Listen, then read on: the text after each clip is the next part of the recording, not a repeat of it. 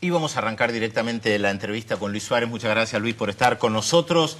Luis Suárez es profesor de Relaciones Internacionales. Dirigió durante bastante tiempo esta revista, vamos a verla, Cuadernos de Nuestra América. Un lujo de revista, escribían muchos argentinos. Ahí va a encontrar un artículo de Carlos María Vilas, por ejemplo, Jorge Schwarzer.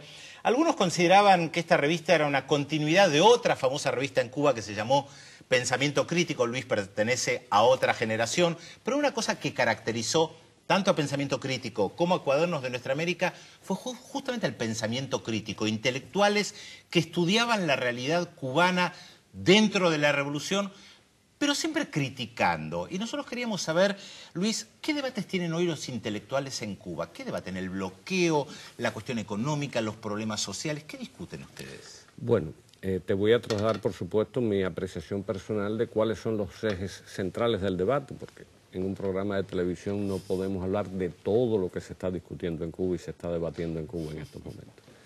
Porque a veces muchos televidentes y personas piensan que en Cuba no se discuten las cosas, que hay una especie de homogeneidad, de criterio único a la hora de ver los problemas tanto del mundo como de nuestra sociedad. Y realmente el debate tanto en el mundo intelectual como dentro de la sociedad es en estos momentos bastante intenso. Es un debate que en su esencia es volver a repensar la obra de la revolución, volver a repensar críticamente la obra de la revolución, volver a repensar en qué momento estamos, volver a repensar lo que en algunos de mis libros he llamado la nueva utopía socialista que el país necesita para poder continuar avanzando en las condiciones actuales de América Latina, de Cuba, del mundo, que son, por supuesto, bastante diferentes a las condiciones en que surgió la Revolución Cubana y se desarrolló la Revolución Cubana en los últimos 50 años. O sea, estamos en un nuevo momento del mundo, de América Latina y de Cuba, y eso nos obliga a volver a reflexionar lo que yo llamo la utopía socialista, con todas las implicaciones que eso tiene en la economía, en la sociedad, en el sistema político, en el funcionamiento de la vida cotidiana de los cubanos y las cubanas. En fin, es en estos momentos repensar, como hemos hecho en otras ocasiones, lo que se ha hecho Luis, y para dónde vamos. Hemos leído algunos de tus artículos en lo que tiene que ver con la relación de Cuba con Estados Unidos. Hablamos de un nuevo momento y hablamos también de un nuevo gobierno en Estados Unidos y de algunos pasos en dirección a lo que llaman suavizar las medidas de Estados Unidos con Cuba. En esas reflexiones, digamos, ¿cuál es el pensamiento más realista de hasta dónde pueden llegar ese suavizar las sanciones por parte del gobierno de Barack Obama? Mira, Inde, para colocar el tema de Cuba dentro del eje del debate, yo pienso que la administración de Barack Obama está atrapada en una contradicción intrínseca a su propia política y a su vez en una contradicción que tiene que ver con la manera en que funciona el sistema político, el Estado, el aparato estatal norteamericano, la sociedad norteamericana, todo. Cuando miramos, y eso lo he estado estudiando, el discurso de Barack Obama, del grupo, de los sectores a través de los que se expresa Barack Obama, le han dado la misión de restablecer la hegemonía norteamericana, restablecer el liderazgo norteamericano en todo el mundo, particularmente en América Latina y el Caribe, pero restablecer ese sistema de dominación, esa hegemonía, como quiera llamarse, de manera legítima, de manera creíble, de manera utilizando predominantemente lo que algunos think tanks norteamericanos han llamado el poder inteligente, el smart power para hablar. Eso genera una contradicción dentro de la propia administración Obama a la hora de abordar cualquier tema de la agenda internacional o de la agenda interamericana, incluyendo, por supuesto, lo que me preguntas respecto a Cuba.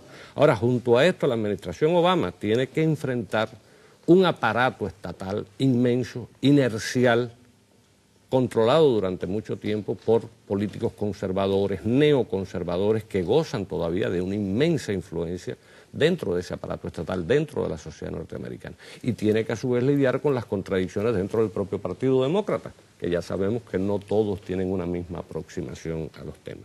Todo eso se refleja de alguna manera en lo que se ha venido desarrollando con relación a Cuba y en lo que podemos esperar para el futuro.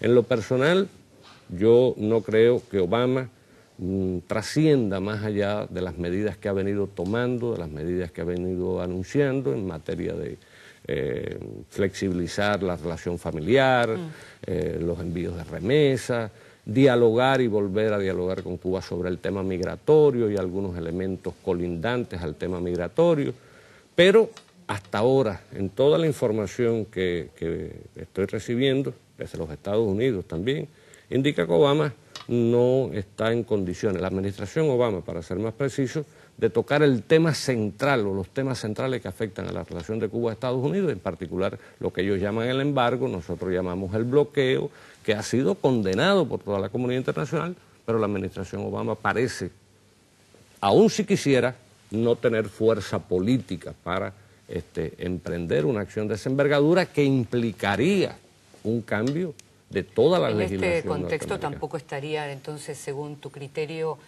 digamos, la liberación de los 5 próximas, ni mucho menos. Bueno, eso es un tema que, por supuesto, tiene sus propios desarrollos, ¿no?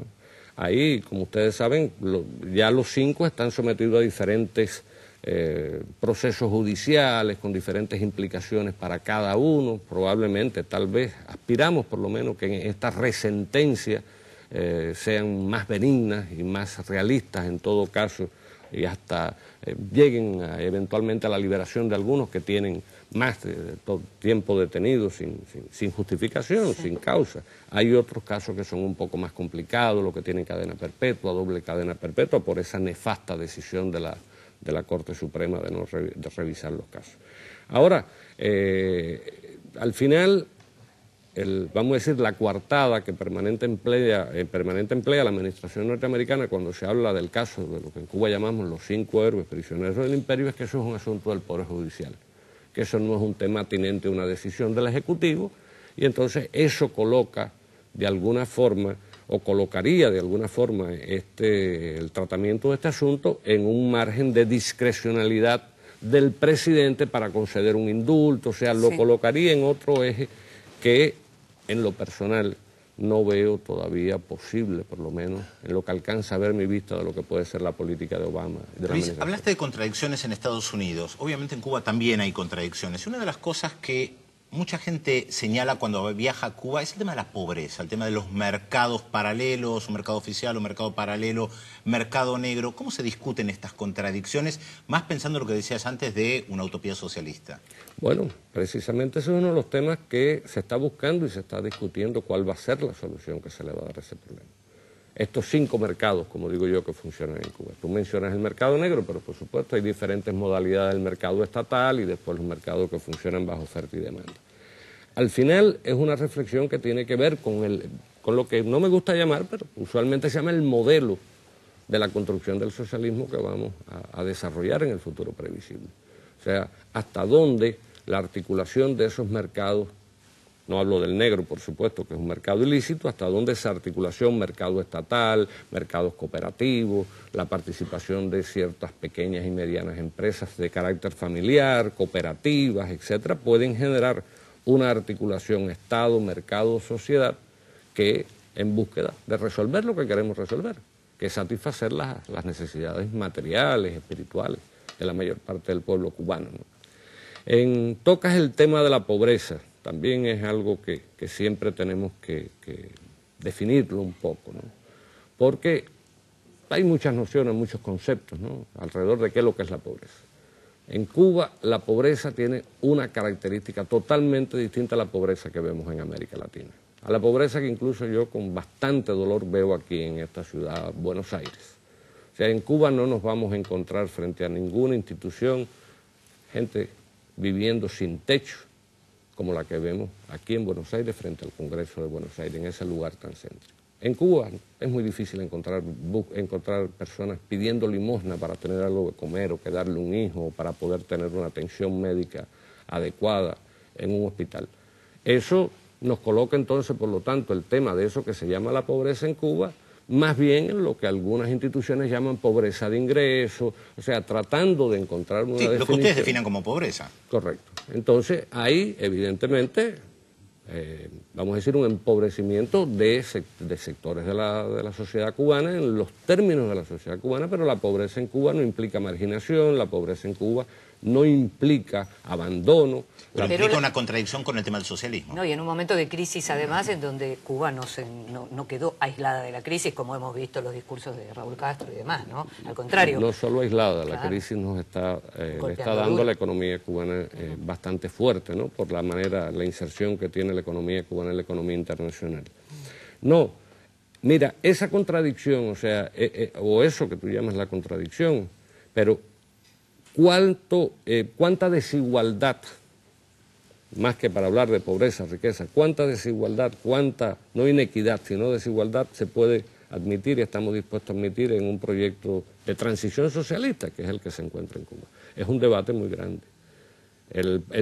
Vamos a decir, la utopía socialista cubana ha apostado siempre a la equidad, ha apostado a la mayor igualdad posible, ha apostado siempre a que la diferencia entre los sectores que reciben mayores y menores ingresos en la sociedad sean las mínimas, ha apostado muchas veces a igualar hacia abajo el desarrollo de la sociedad, o sea, afectar a los sectores de más altos ingresos para beneficiar a los de más bajos ingresos.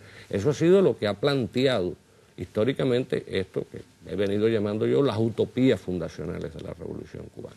Obviamente, esas utopías en diferentes momentos se han tenido que colocar en escenarios concretos, desarrollar proyectos concretos para resolverlo, respondernos a esta pregunta, ¿qué diferencia hay entre igualdad, equidad, igualitarismo?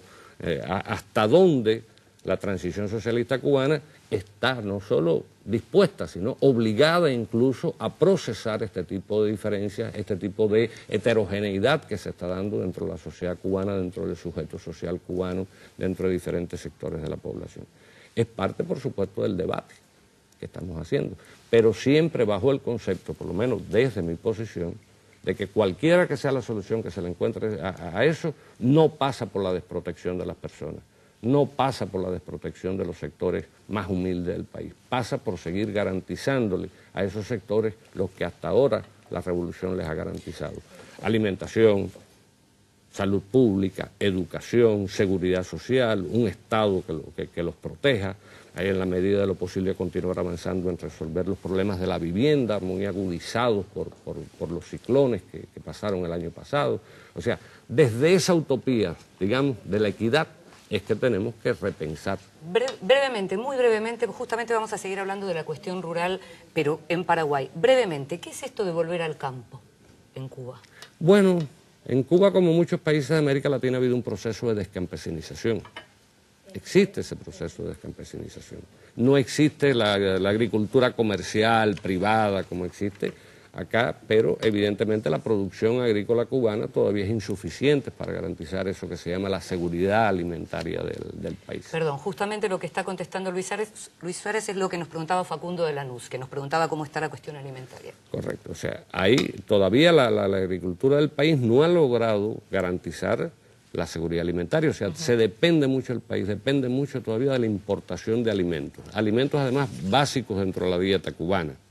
Entonces, el volver al campo es precisamente tratar de darle un nuevo impulso a la producción de alimentos en Cuba, utilizando tierras que estuvieron dedicadas otrora a la producción cañera, de la caña de azúcar, que han quedado fuera de las tierras que se han contaminado, incluso con marabú, malas hierbas, que requiere tratamiento agroindustriales especiales. O sea, es volver a mirar y volver a colocar la agricultura cubana en un eje de producción de alimentos para satisfacer las necesidades del país. No solo la agricultura, vamos a decir, rural, sino también con el impulso de proyectos de agricultura urbana, de agricultura suburbana, que se ha visto ya en algunas experiencias que se han desarrollado que tienen potencialidades para producir alimentos que complementen al menos lo que es la dieta básica a la que están acostumbrados los cubanos, donde no hay nadie que pase hambre. Vuelvo al tema de la pobreza, ¿no?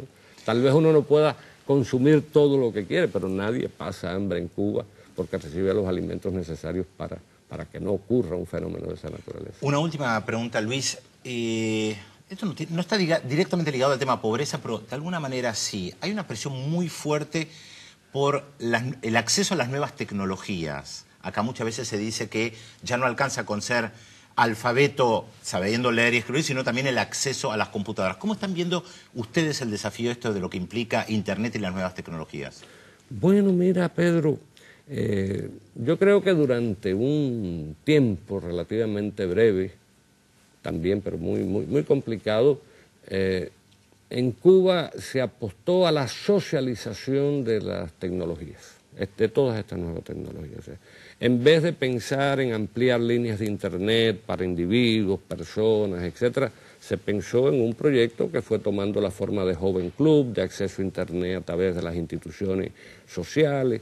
Eso llegó a tener manifestaciones que ya por fortuna fueron eliminadas, como la prohibición de importar computadoras, decisiones administrativas de ese tipo que permanentemente, por lo menos desde el mundo en que yo me muevo, del mundo de los intelectuales, estuvimos criticando, estuvimos demandando, que no tenían nada que ver, no digo yo con el socialismo, sino no daban cuenta de este proceso universal que se estaba dando de utilización de las nuevas tecnologías de la información, la comunicación, las posibilidades informativas que abre el acceso a Internet, no solo para recibir pasivamente información, sino para producir información, poner a circular información desde Cuba.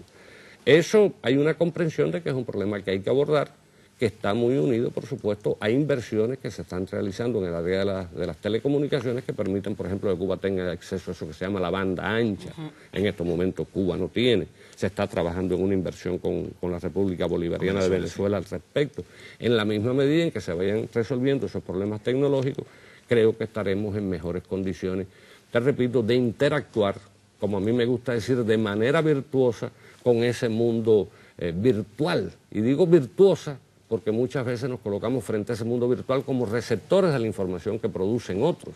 Y el desafío que tenemos es producir nuestra propia información, es producir nuestro propio punto de vista, colocarlo en la red de redes y por lo tanto también utilizar esas tecnologías en función del proyecto educacional, del proyecto cultural que estamos impulsando, no solo en Cuba, sino en otras partes del mundo. Bueno, te agradecemos muchísimo, Luis Suárez, historiador cubano, que hayas estado acá con nosotros y nada, te agradecemos y quedás de nuevo, la idea sería poder seguir más adelante. La próxima vez que venga a Buenos Buenos Aires. otros informes. Y lo invitamos a seguir viendo los informes. Vale.